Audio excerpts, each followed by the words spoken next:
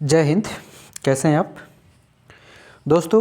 आज के इस नए वीडियो में आप एनसीईआरटी साइंस सीरीज के अंतर्गत एनसीईआरटी क्लास 8 का चैप्टर जानेंगे। इस वीडियो में आप चैप्टर नंबर 7 जो कि पौधे एवं जंतुओं का संरक्षण से संबंधित है, छोटा सा चैप्टर है लेकिन कुछ पॉइंट इसमें आपके एग्ज़ाम की दृष्टि से इम्पॉर्टेंट होने वाला है, तो वीडियो में पूरी लास्ट तक बने रहेंगे। साथ ही साथ आप क्लास 6, क्लास 7 और क्लास 8 के पीछे के सारे वीडियोज आप एनसीईआरटी साइंस सीरीज के प्लेलिस्ट में क्रमागत रूप से देख सकते हैं। तो आइए आज हम पढ़ेंगे क्लास 8 का चैप्टर नंबर 7 पौधे एवं जंतुओं का संरक्षण। वीडियो को शुरू करते हैं। आज के इस वीडियो में हम पौधे और जंतुओं का संरक्षण के बारे में जानेंगे। तो कुछ कहानियाँ इसमें आज ज़्यादा है, कहीं कहीं पे कुछ कहानियों को आपको पढ़ना होगा, जानना होगा और उसमें से मेन पॉइंट को नोट को आपको निकालना होगा।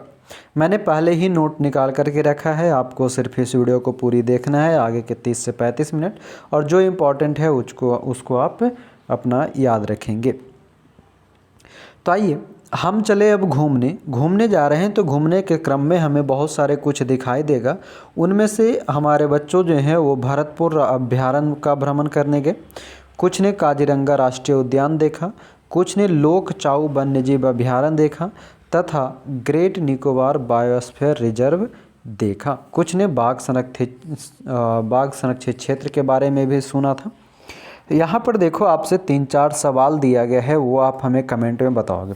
कुछ का मैं बताऊँगा, कुछ का आप हमें कमेंट में बताओगे, ताकि हमें लगना चाहिए कि आपने इस वीडियो को सीरियस होकर देखा है।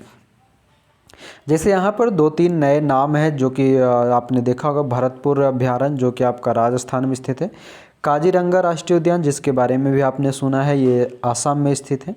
उसके बाद ग्रेट निकोबार बायोस्फीयर रिजर्व, ये अंडमान निकोबार के अंतर्गत स्थित है।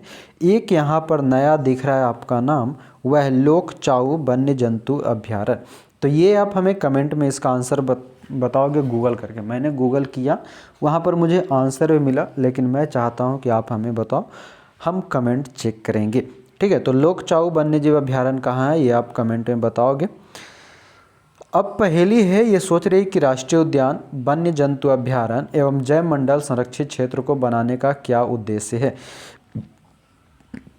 इसे हम एक एक करके जानेंगे। सबसे पहला पॉइंट है कि वनोन्मूलन एवं इसके कारण। तो आखिर वनोन्मूलन है क्या? तो हम जानते हैं कि वनोन्मूलन का अर्थ है वनों को समाप्त करने पर प्राप्त भूमि का अन्य कार्यों में उपयोग करना। वन के वृक्षों की कटाई निम्न उद्देश्य से की जाती है। कौन कौन से उद्देश्य हैं? तो कृषि के लिए भूमि प्राप्त करना, घरों एवं कारखानों का निर्माण करना, फर्नीचर बनाना अथवा लकड़ी का ईंधन के रूप में उपयोग करना। वनोन्मूलन क्या है? वनों को समाप्त करना या खत्म करना। फिर कहता है दावानल एवं भीषण सूखा भी वनोन्मूलन के कारण के कुछ प्राकृतिक कारण है। दावानल का मतलब क्या होता है? जंगल की आग जो होता है ना, जंगल में आग लग जाना, बहुत भीषण आग लग जाना, ये सभी दावानल के कारण होता है। भीषण सूखा भी जो होता है वो वन की कटाई वनोन्मूलन के कारण कुछ प्राकृतिक कारक है। तो याद रखना है कि वनोन्मूलन के प्राकृतिक कारक कौन कौन से हैं? तो दावानल और भीषण सूखा। दूसरा है वनोन्मूलन के परिणाम। तो पहेली और बूझों ने वनोन्मूलन के परिणाम याद करने का प्रयास किया। उन्हें स्मरण है कि वनोन्मूलन से पृथ्वी पर ताप एवं प्रदूषण के स्तर में वृद्धि होती है। इससे वायुमंडल में कार्बन डाइऑक्साइड का स्तर बढ़ता है। भौमजल स्तर का भी निम्नीकरण हो जाता है। भौमजल मैंने बहुत बार आपको पीछे के क्लासेज में बताया है कि भौमजल का मतलब वैसा जल जो भूमि में पाया जाता है, उसे हम भौमजल कहते हैं। उन्हें पता है कि वनोन्मूलन से प्राकृतिक संतुलन भी प्रभावित होता है। तो वनोन्मूलन से आपको क्या क्या परिणाम देखने को मिलता है, ये आपने इस पॉइंट में जाना। क्या क्या? तो वनोन्मूलन से पृथ्वी पर ताप, प्रदूषण के स्तर में वृद्धि, कार्बन डाइऑक्साइड का स्तर में वृद्धि, भौम जल स्तर का कमी, ये सभी क्या है? तो वनोन्मूलन के कारण होता है। अब ये बूझो कह रहा है कि वनोन्मूलन से एक ओर जहाँ वर्षा में कमी आती है तो दूसरी ओर बाढ़ आना कैसे संभव हो सकता। यानी कि वनोन्मूलन से हमने जाना कि वर्षा में कमी होती है, तो ये कह रहा है कि अगर कहीं पे वर्षा में कमी हो रहा है तो वर्षा में कमी होने पर फिर बाढ़ कैसे आ जाता है, तो इसके बारे में हम जानते हैं। कहता है कि यदि वृक्षों की इसी प्रकार अनवरत कटाई चलती रही तो वर्षा एवं भूमि की उर्वरता में कमी आ जाएगी। इसके अतिरिक्त बाढ़ एवं सूखे जैसे प्राकृतिक आपदाएं का संभावना बढ़ जाती है। याद कीजिए कि आप प्रकाश संश्लेषण की क्रिया में पौधे को भोजन बनाने के लिए कार्बन डाइऑक्साइड की आवश्यकता होती है। कम वृक्षों का अर्थ है कार्बन डाइऑक्साइड के उपयोग में कमी आना, जिससे वायुमंडल में इसकी मात्रा बढ़ सकती है। किसकी? कार्बन डाइऑक्साइड की, क्योंकि कार्बन डाइऑक्साइड पृथ्वी द्वारा उत्सर्जित ऊष्मीय विकिरणों का प्रग्रहण कर लेती है। अतः इसकी मात्रा में वृद्धि के परिणाम स्वरूप विश्व में उष्णन यानी कि ग्लोबल वार्मिंग होता है। पृथ्वी के ताप में वृद्धि के जल चक्र का संतुलन बिगड़ता है और वर्षा दर में कमी आती है, जिसके कारण सूखा पड़ता है। सूखा पड़ने का आपने कारण जान लिया। ये सभी पॉइंट आपके एग्जाम पर्पज से वनडे एग्जाम के लिए नहीं है, इसलिए उतना टेंशन नहीं लेना है। जो इम्पोर्टेंट रहेगा मैं ऑलरेडी आपको बताता चलता हूँ। करें मिट्टी के गुणों में परिवर्तन आने का मुख्य कारण वनोन्मूलन है। इसको याद रखेंगे कि मिट्टी के गुण में परिवर्तन आने का एक कारण क्या है? वनोन्मूलन। किसी क्षेत्र की मिट्टी के भौतिक गुणों पर वृक्षारोपण और वनस्पति का प्रभाव पड़ता है। कक्षा 7 का स्मरण कीजिए कि वृक्ष किस प्रकार मृदा अपरदन को रोकते हैं। कक्षा 7 में मैंने पढ़ाया है, आपने पढ़ा होगा। अगर नहीं पढ़े हैं तो आप उन वीडियो को देखा करें।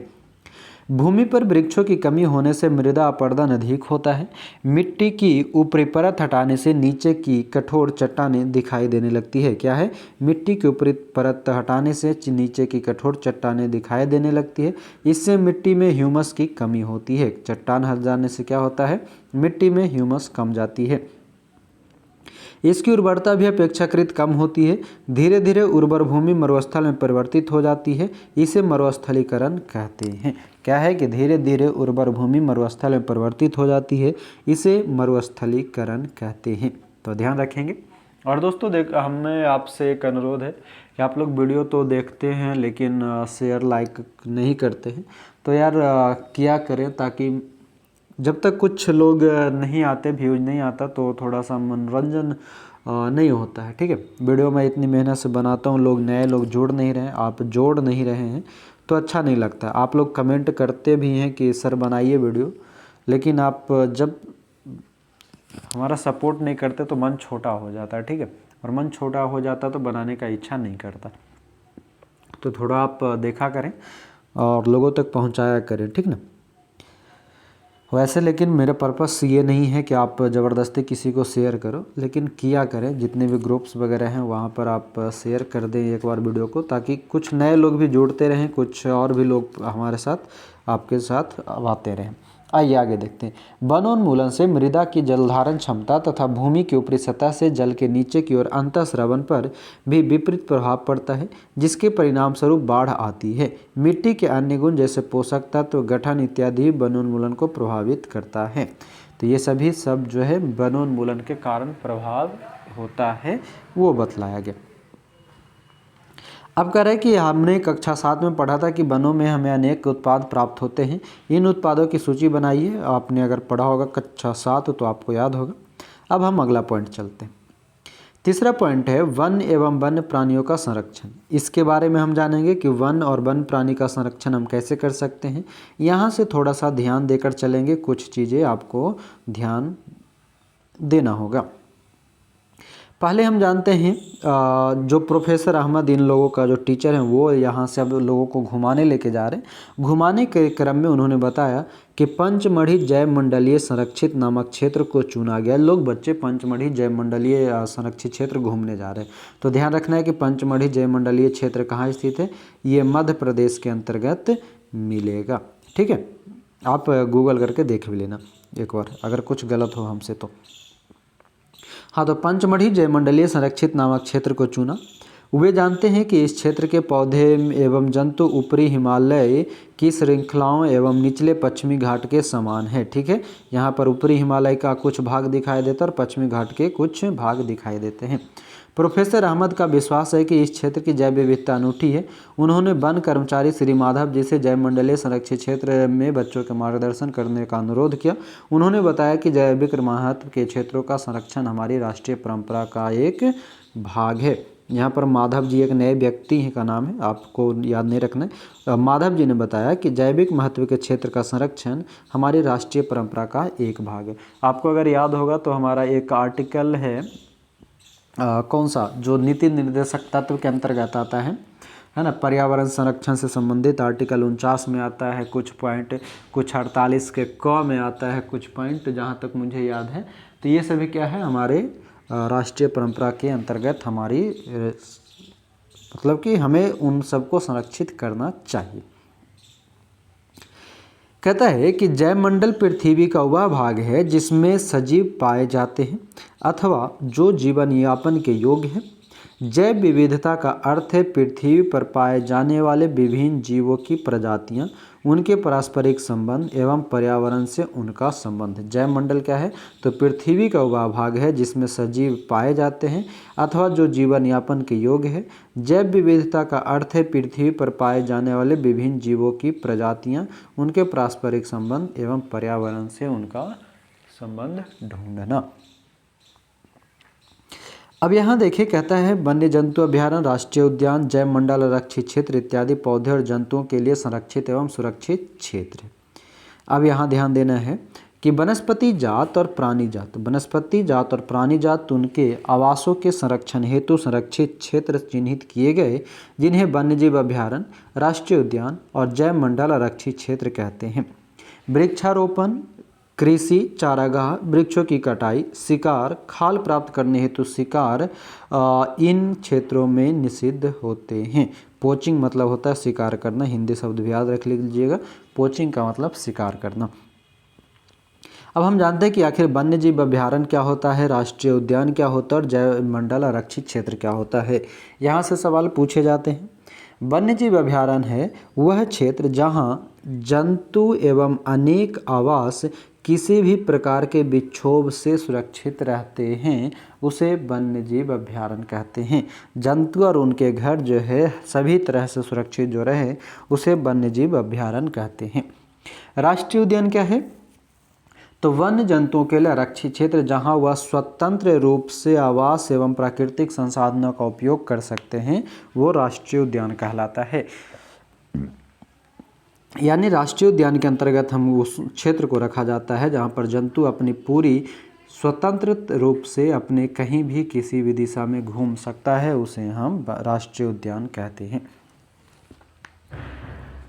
एक होता है हमारा जैव मंडल आरक्षित क्षेत्र। जैव मंडल आरक्षित क्षेत्र क्या है, तो वन्य जीवन, पौधों और जंतु संसाधनों और उस क्षेत्र के आदिवासियों के पारंपरिक ढंग से जीवन यापन हेतु विशाल संरक्षित क्षेत्र को हम जैव मंडल आरक्षित क्षेत्र कहते हैं। अब ध्यान देना कि जैव मंडल आरक्षित क्षेत्र में आदिवासी यानी कि मानवों का प्रवेश वहाँ पर माना जाता है, मानवों का निश्चित प्रवेश होती है, लेकिन उनको पशु और वन्य जीवों को हानि पहुंचाने की आदेश नहीं होता है।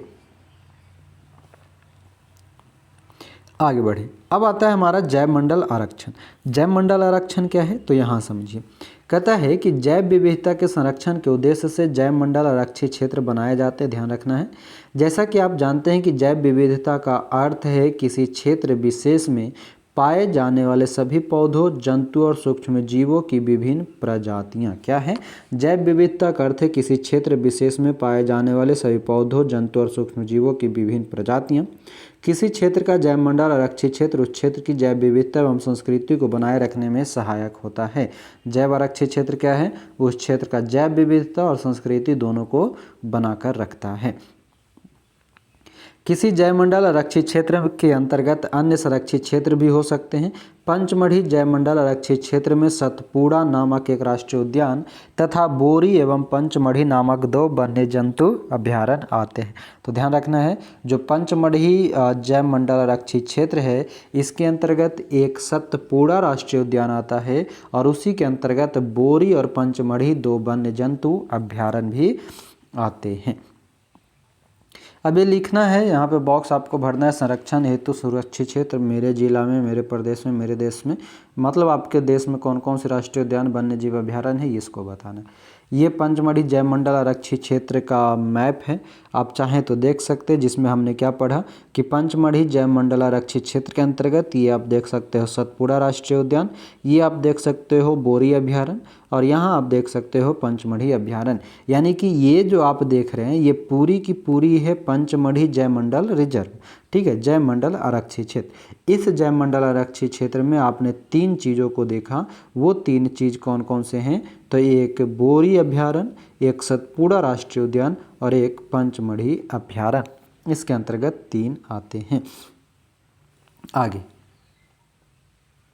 और ये देखो ये पंचमढ़ी आप देख रहे हो, ये यहाँ पर देखो लिखा हुआ पिपरिया है, पिपरिया ये वाली, ये जबलपुर के आसपास के क्षेत्र में पिपरिया पड़ता है, मेरे बगल में ये 5 किलोमीटर होगा ऐसा कुछ, तो ये पूरा क्षेत्र जो है उसी आसपास के एरिया में आता है, ठीक है। मतलब ये रास्ता इधर से निकल के पिपरिया की ओर जा रहा है, ऐसा मत समझ लेना कि जबलपुर के आसपास में, ठीक है। ये पिपरिया क्षेत्र जो है ये वर्तमान में मेरे जहाँ पे मैं हूँ जबलपुर के अंतर्गत वहाँ पर है। चलो आगे, ये पनार पानी गेट भी मैंने सुना है तो गया नहीं है। हाँ, तो आइए अब हम आगे बढ़ते हैं। अब है पेड़ पौधे एवं जीव जंतु। तो आप बच्चे सब आगे बढ़ते गए, पेड़ पौधे जीव जंतु के बारे में जाना। तो कहता है कि कुछ जंतु एवं पौधे एक क्षेत्र विशेष में पाए जाते हैं। किसी विशेष क्षेत्र में पाए जाने वाले पेड़ पौधे उस क्षेत्र के वनस्पति जात एवं जीव जंतु प्राणी जात कहलाते हैं। यानी कि जिस किसी भी विशेष क्षेत्र में जो पेड़ पौधे पाए जाते हैं उसे वनस्पति जात कहा जाता है, और जिस किसी विशेष क्षेत्र में विशेष जीव जंतु जो पाए जाते हैं उसे प्राणी जात कहा जाता है। आगे आइए, कहता है साल, सागौन, आम, जामुन, सिल्वर, फर्न, अर्जुन इत्यादि वनस्पति जात है। क्या है? साल, सागौन, आम, जामुन, सिल्वर, फर्न, अर्जुन, अर्जुन पौधा का नाम है एक, ये सभी क्या है? वनस्पति जात हैं, मतलब किसी एक विशेष क्षेत्र में पाए जाने वाले पेड़ पौधे। चिंकारा, नीलगाय, वर्किंग हिरन, चीतल, तेंदुआ, जंगली कुत्ता, भेड़िया इत्यादि पंचमढ़ी जैवमंडल आरक्षित क्षेत्र के प्राणी जात है। यानी कि ये सभी जो जीव जंतु और पेड़ पौधे हैं, प्राणी जात और वनस्पति जात, ये सभी पंचमढ़ी जैवमंडल आरक्षित क्षेत्र में पाए जाते हैं। ये आप देख सकते हो, जंगली कुत्ता, भेड़िया, हिरन वगैरह यहाँ पर दिया गया है। अब आते हैं विशेष क्षेत्रीय प्रजाति। ये क्या है विशेष क्षेत्रीय प्रजाति? तो कहता है कि पौधे एवं जंतुओं की वह स्पीसी जो किसी विशेष क्षेत्र में विशिष्ट रूप से पाई जाती है उसे विशेष क्षेत्रीय स्पीसीज कहते हैं। पौधे एवं जंतुओं की वह जाति जो किसी विशेष क्षेत्र में विशिष्ट रूप से पाई जाती है, मतलब सर्वाधिक जहाँ पर पाई जाती है, उसे विशेष क्षेत्र का जाति कहा जाता है। ये किसी अन्य क्षेत्र में प्राकृतिक रूप से नहीं पाई जाती।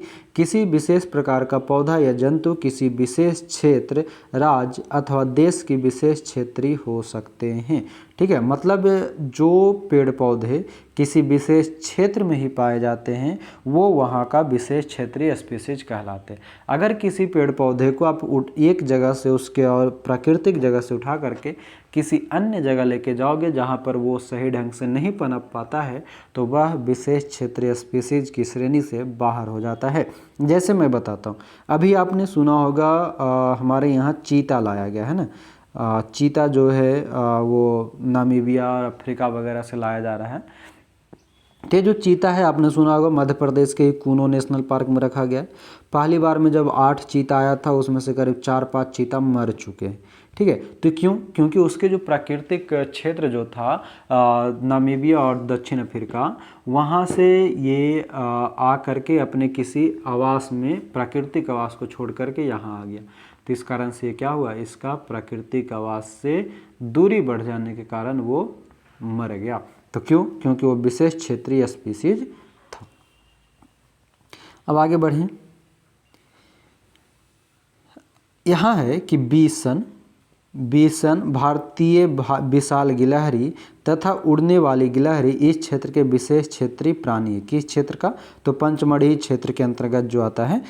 माधव जी ने बताया, देखो यहाँ पर देख सकते हैं, माधव जी ने पंचमढ़ी जैव आरक्षित क्षेत्र में स्थित साल और जंगली आम, ये साल और ये शायद जंगली आम है, हाँ जंगली आम है। तो कह रहे हैं माधव जी कि पंचमढ़ी जैवमंडल आरक्षित क्षेत्र में साल और जंगली आम के पेड़ को दिखाकर विशेष क्षेत्रीय वनस्पति जात का उदाहरण दिया।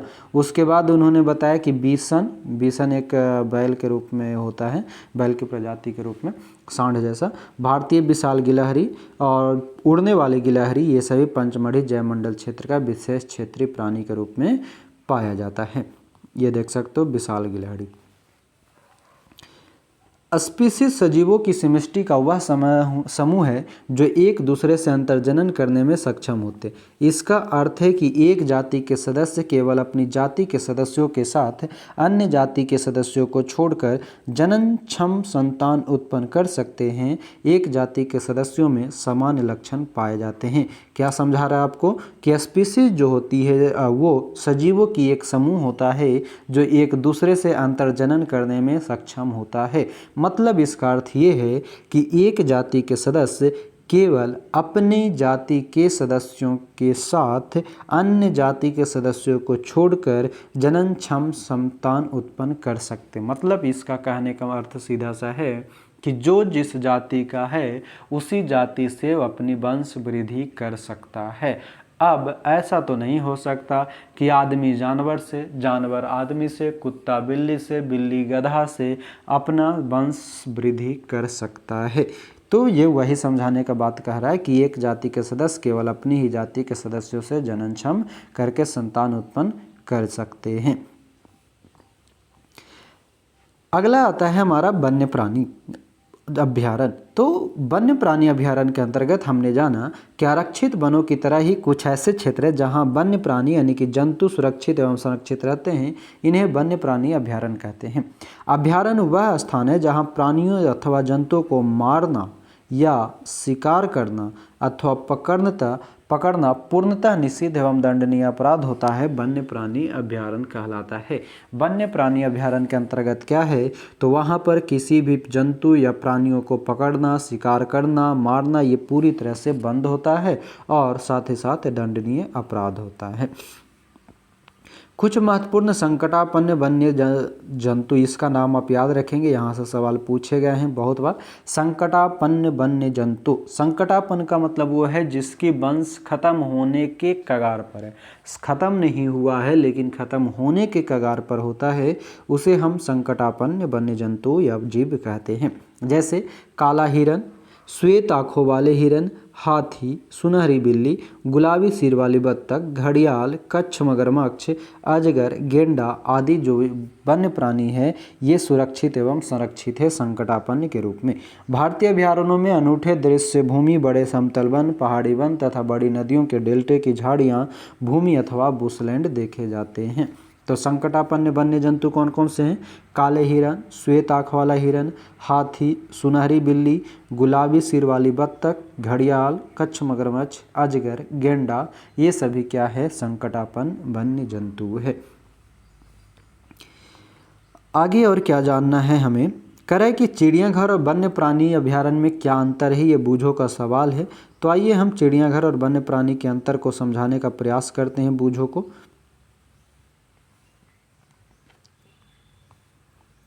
एक मिनट।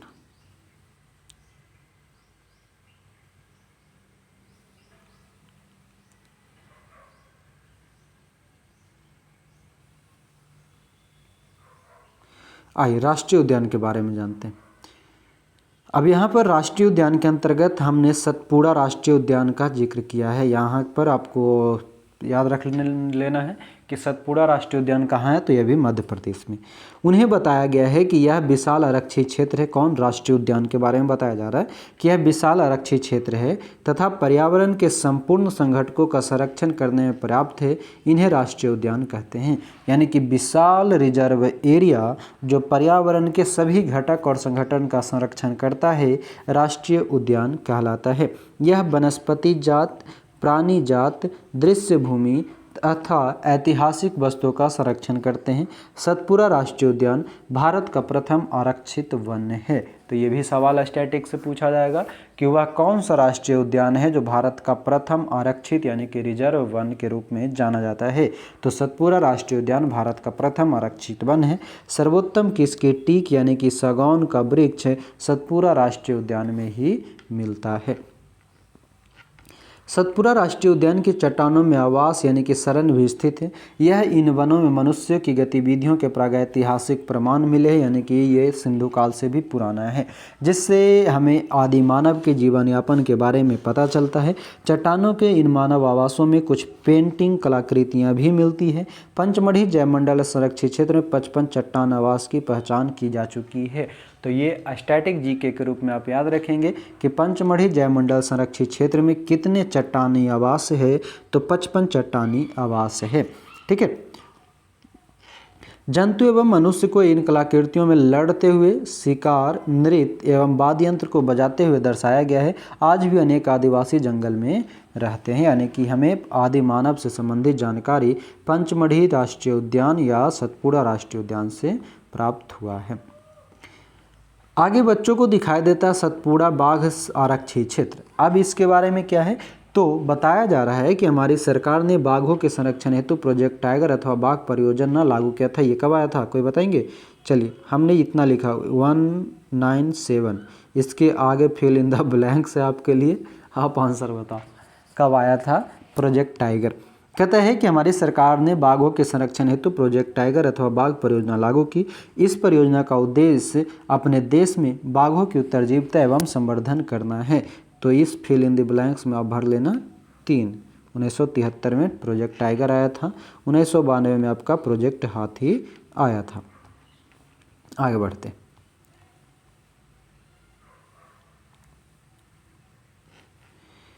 आइए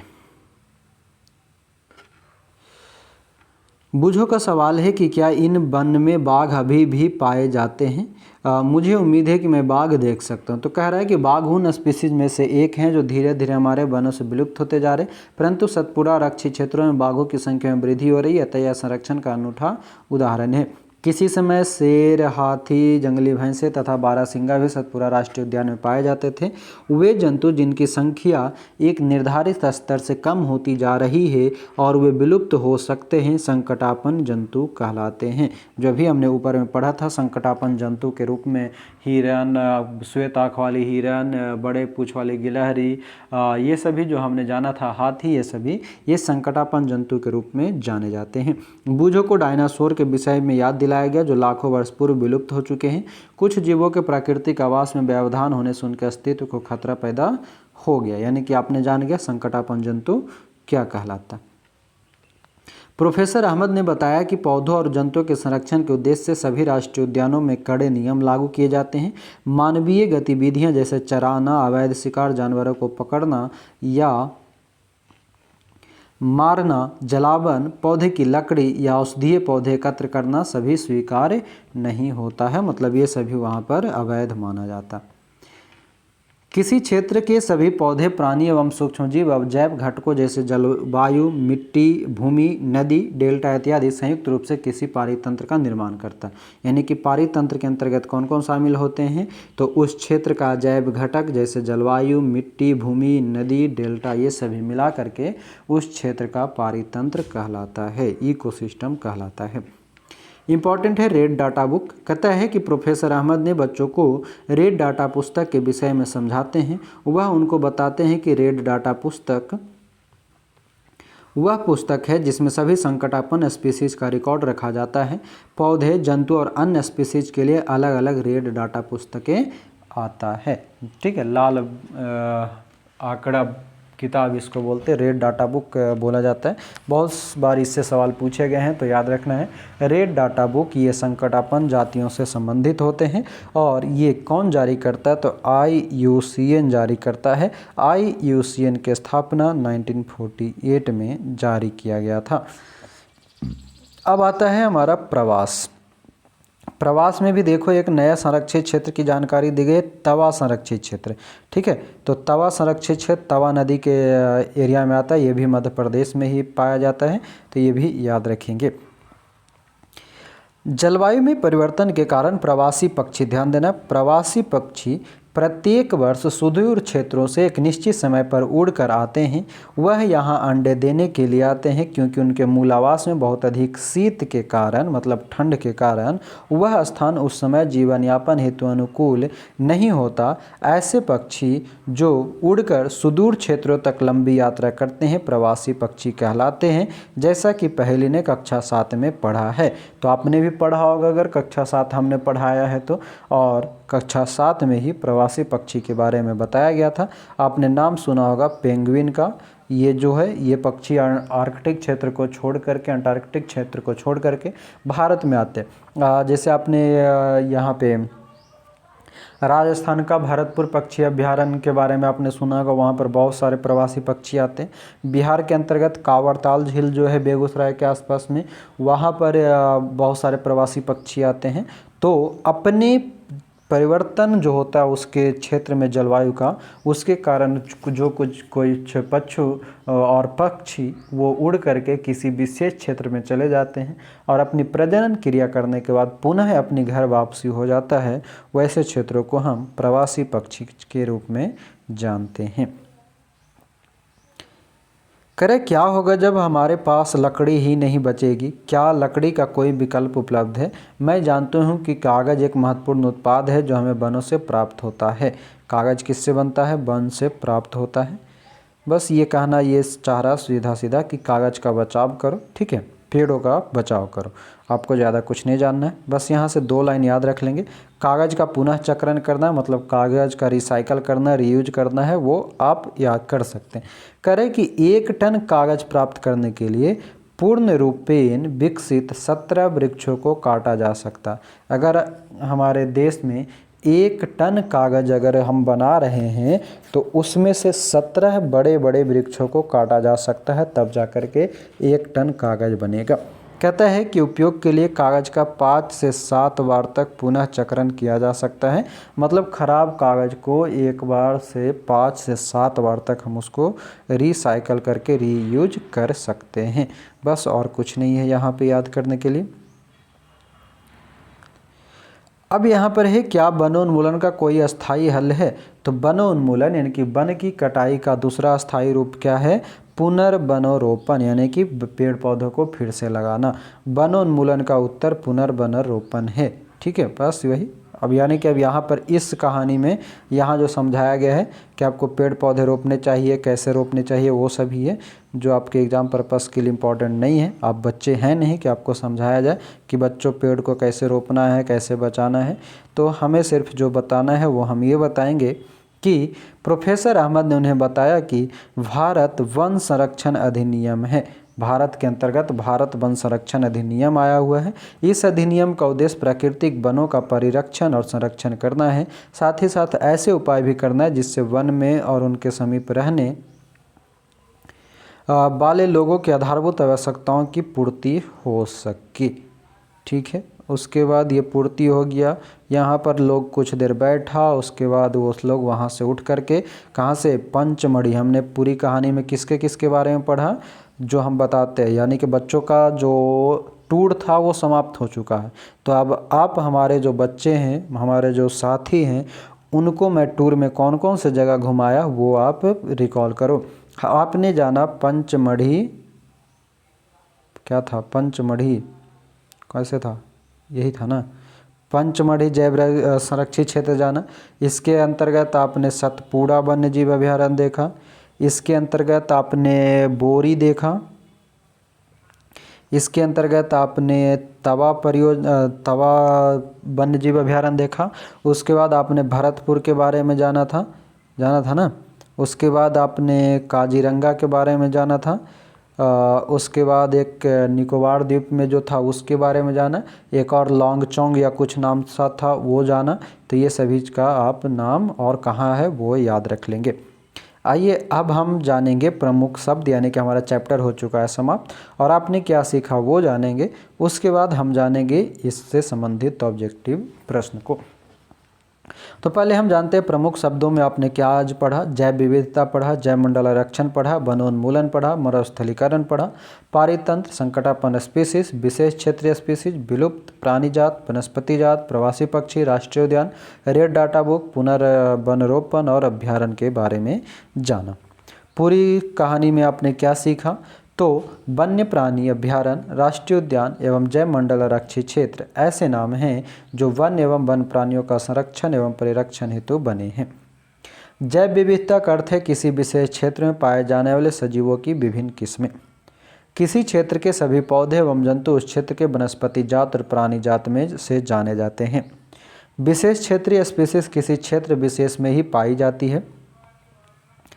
संकटापन्न स्पीसीज वह स्पीसीज है जो विलुप्त होने के कगार पर है। रेड डाटा पुस्तक में संकटापन्न स्पीसीज का रिकॉर्ड रहता है। प्रवास वह परिघटना है जिसमें किसी स्पीसीज का अपने आवास से किसी अन्य आवास में हर वर्ष की विशेष अवधि में विशेषकर प्रजनन हेतु चलन होता है, वह प्रवासी पक्षी होता है। बस ये पॉइंट याद रखना है कि पक्षियाँ जो प्रवास करती हो किस कारण करती है, तो प्रजनन हेतु करती है। हमें वृक्ष ऊर्जा और पानी की बचत करने के लिए कागज़ की बचत, उसका पुनः उपयोग और पुनः चक्रण करना चाहिए। पुनर्वनरोपण नष्ट किए गए पौधों को पुनर्स्थापित करने के लिए रोपण करना होता है। अब आते हैं अभ्यास करते हैं। अभ्यास में कुछ ऑब्जेक्टिव सवाल है वो मैं आपको बताऊंगा। तो पहला जो प्रश्न है उसमें ऑब्जेक्टिव ही है कि रिक्त स्थानों की उचित शब्दों द्वारा पूर्ति कीजिए। वह क्षेत्र जिसमें जंतु अपने प्राकृतिक आवास में संरक्षित होते हैं क्या कहलाते हैं? ठीक है, जो अपने प्राकृतिक आवास में होता है, संरक्षित होता है, उसे क्या कहेंगे? इसका आंसर आप हमें बताओगे क्योंकि मैंने तीनों चीज़ बढ़िया से बताया है। एक आप सवाल आपके लिए। दूसरा है किसी क्षेत्र विशेष में पाए जाने वाले स्पीसीज क्षेत्र विशेष स्पीसीज कहलाता है या क्षेत्रीय विशेष क्षेत्रीय प्रवासी स्पीसीज कहलाता है। फिर तीसरा सवाल है प्रवासी पक्षी सुदूर क्षेत्रों से डैश परिवर्तन के कारण पलायन करते हैं, तो किसके कारण? जलवायु परिवर्तन के कारण पलायन करते हैं। पहला का आंसर आप बताओगे कमेंट में। अंतर स्पष्ट करना है। आप लोग एक काम करेंगे, इन 4 सवाल को आप अपने कॉपी में नोट में इसका अंतर स्पष्ट कर लेंगे, कभी कभी सवाल पूछे जाते हैं। अब यहाँ पर वनोन्मूलन का निम्न पर क्या प्रभाव पड़ता है, चर्चा कीजिए। वन्य प्राणी, पर्यावरण, गांव, शहर, पृथ्वी, अगली पीढ़ी, ये सभी पर क्या प्रभाव पड़ेगा, इसको आपको चर्चा करना है। चौथा है क्या होगा यदि हमें वृक्षों की कटाई करते किसी जंतु का आवास बाधित हो, मिट्टी की ऊपरी परत अनावृत हो जाए, मतलब ये सभी चर्चा करना। ठीक है, संक्षेप में उत्तर लिखना है। उसके बाद और तो कुछ है नहीं, जो भी है वो सब लॉन्ग प्रश्न है, तो आपको लॉन्ग प्रश्न से मतलब है नहीं। नीचे एक पॉइंट है, ये देख लो, है सवाल लेकिन पॉइंट दिया गया है कि कर्नाटक सरकार ने प्रोजेक्ट हाथी नामक परियोजना राज्य में एशियन हाथी की सुरक्षा हेतु प्रारंभ की है। तो याद रखना है प्रोजेक्ट हाथी तो हमारे पास कब आया था, 1992 में, लेकिन कर्नाटक में जो कर्नाटक की सरकार है उसने प्रोजेक्ट हाथी लाया था, किस लिए? एशियन हाथी को सुरक्षित करने के लिए। अब यहाँ बहुत ही इम्पॉर्टेंट पॉइंट है, क्या आप जानते हैं, क्या आप जानते हैं कि अंतर्गत पहला पॉइंट है कि विश्व में जंगली बाघों की आधी से अधिक संख्या भारत में पाई जाती है। इसी प्रकार 65%, इसी प्रकार 65% एशियन हाथी, 85% एक सींग वाले गेंडे और 100% एशियन शेर भारत में ही पाए जाते हैं। एशियन हाथी, एक सींग वाले गेंडे और एशियन शेर तो पूरी तरह से भारत में ही पाया जाता है। विश्व के 12 बड़े जैव विविधता वाले देश, याद रखना है 12 बड़े जैव विविधता वाले देशों में भारत का स्थान 6ठा है। विश्व के 34 जैव विविधता तप्तस्थलों मतलब हॉट स्पॉट में से 2 भारत में स्थित है। विश्व में 34 जैव विविधता तप्तस्थल यानी हॉट स्पॉट है, इसमें से भारत के 2 है, पूर्वी हिमालय और पश्चिमी घाट। यहाँ से बहुत बार सवाल पूछे गए ये लाइन से। कहते हैं यह क्षेत्र जैव विविधता के बहुत धनी है। तो यहाँ से क्या क्या याद रखना है आपको? एक याद रखना है कि पूरे विश्व में जैव विविधता के 12 बड़े क्षेत्र हैं जिसमें भारत का स्थान 6ठा है। 34 पूरे विश्व में जैव विविधता हॉट स्पॉट क्षेत्र है जिसमें भारत के 2 हैं, एक पूर्वी हिमालय और एक पश्चिमी घाट। आज वन प्राणियों का सबसे अधिक खतरा अतिक्रमण से उनके आवास नष्ट होने का है। भारत में विश्व की संकटापन्न स्पीसीज की संख्या 172, यानी कि भारत में विश्व की संकटापन्न स्पीसीज की संख्या 172 है। विश्व की संकटापन्न स्पीसीज का 2.9% भारत में है। पूर्वी हिमालय के तप्तस्थल यानी कि हॉट स्पॉट में पशु और जंतुओं के स्पीसीज को शामिल करते हुए लगभग 163 वैश्विक संकटापन्न स्पीसीज है पूर्वी हिमालय में, ठीक है, 163। भारत में एशिया की कुछ दुर्लभ प्रजातियां जैसे कि बंगाल लोमड़ी, ध्यान देंगे कौन कौन सी, बंगाल लोमड़ी, कौन सा कलर दिखेगा आपको, बंगाल लोमड़ी, संगमरमरी बिल्ली, एशियाटिक शेर, भारतीय हाथी, एशियन जंगली गधा, भारतीय गेंडा, गौर, जंगली एशियाटिक जल भैंसा इत्यादि पाया जाता है। क्या कह रहा है कि 163 वैश्विक संकटापन्न स्पीसीज में भारत में एशिया की कुछ दुर्लभ प्रजाति जैसे कि बंगाल लोमड़ी, संगमरमरी बिल्ली, एशियाटिक शेर, भारतीय हाथी, एशियन जंगली गधा, भारतीय गेंडा, गौर, जंगली एशियाटिक जल भैंसा, ये सभी पाया जाता है। और इन सभी से अधिक जानकारी आप यहाँ के वेबसाइट से ज्ञात कर सकते हो, पता कर सकते हो, आप पता कर सकते हैं, ठीक है। पर्यावरण वन एवं वन्य प्राणी विभाग कहाँ है, नई दिल्ली में स्थित है। तो ये था आपका चैप्टर नंबर 7। उम्मीद करते हैं आपको अच्छा लगा होगा, और अच्छा तो लगेगा ही क्योंकि ये ऐसी चैप्टर और ऐसे किताब हैं जो हर किसी को पढ़ना मजबूरी और ज़रूरी दोनों होता है। तो आप अगर इस वीडियो को देख रहे हैं तो आप कुछ अच्छे समय का इंतज़ार में हैं और अच्छा कुछ आपके साथ होने वाला है। तो बस इसी अच्छे समय और उम्मीद के साथ आप अपनी पढ़ाई को जारी रखें। मैं भी अपनी वीडियो बनाने की प्रक्रिया को जारी रखूँगा। आप बस अपना प्रेम और प्यार सपोर्ट बनाए रखना, तो और बीच बीच में कुछ कुछ कमेंट करते रहना ताकि मैं आप प्रेशर में ही सही आपके लिए वीडियो बनाता रहूँ, ठीक है। और सपोर्ट करते रहेंगे, वीडियो को शेयर वगैरह करते रहें, लाइक करते रहें। मिलते हैं चैप्टर नंबर 8 के साथ बहुत जल्द ही। अभी के लिए आपका बहुत बहुत धन्यवाद। जय हिंद।